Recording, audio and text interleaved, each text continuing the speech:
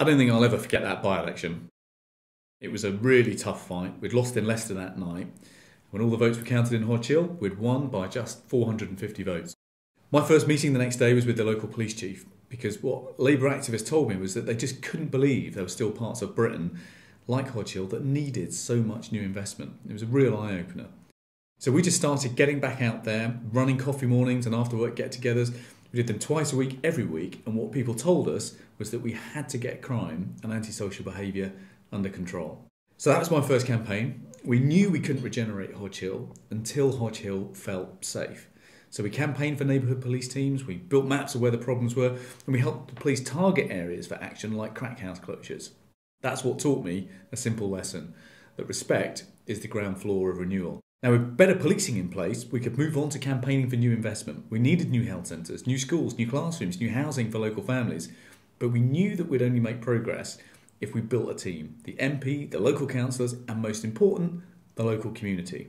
Now we've been really successful. We've brought in something like 167 million in new investment. So this was one of our first major projects. We needed a new health centre here, and we got Labour politicians to actually make it happen. Then it was the long slog of putting together the land, putting together the money, and now what we've got behind us is the biggest new health centre in the whole city of Birmingham.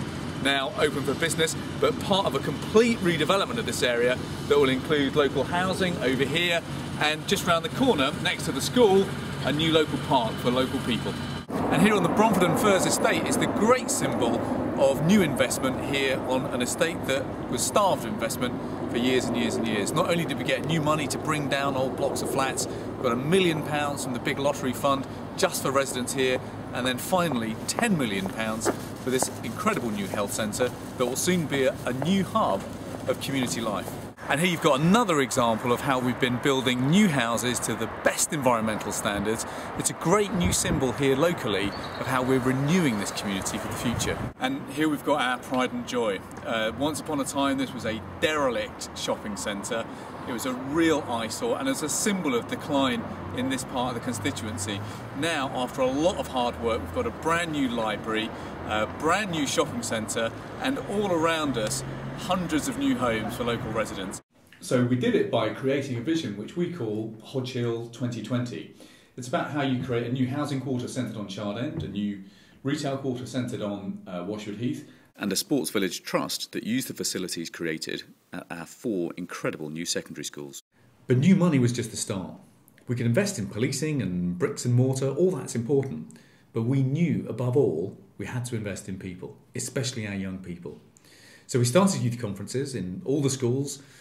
Back in 2006, I think we were in the bottom 5% of constituencies for sending kids to university.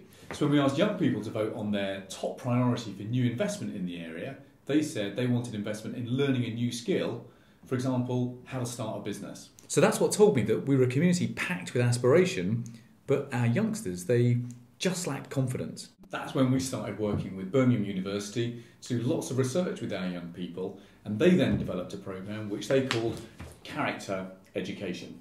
I think it's made a huge difference. Today we're something like the 13th most improved constituency in the whole of Britain for getting kids into college. Now we want to develop that programme, especially by getting our schools to teach enterprise.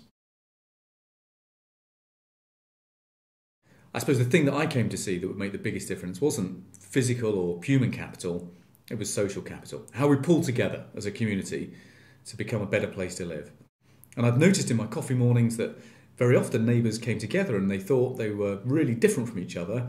And then when they got talking, they found they had everything in the world in common. So that's when we started finding social entrepreneurs and community activists and helping them get on and bringing them together and taking them on road trips to see good examples elsewhere. And now we're bringing all of those organisations together in a new constituency-wide organisation called the Heat Network. The Heat Network is a consortium of currently 7 voluntary sector organisations that work in the constituency, doing a whole range of different things, from teaching English as a foreign language, from employment training and advice, to work with young people, to community development. We're already getting people through the Heat Network asking about asset transfer. We're here as part of the Heat Network to actually guide them, but then there's other colleagues in the Heat Network that have also different skills that can actually share their skills amongst the local community. When I go to work, I just see the potential. High Speed 2 could transform East Birmingham. The new airport, it gives us connections to China and the west coast of America. We've got lots of young, ambitious residents. We've got lots of spare land. What we mustn't become is an oasis of inequality in the middle of rising wealth. That's why we've got to keep pushing.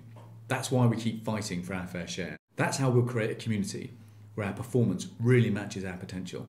That's our goal, and we're not going to stop until we're there.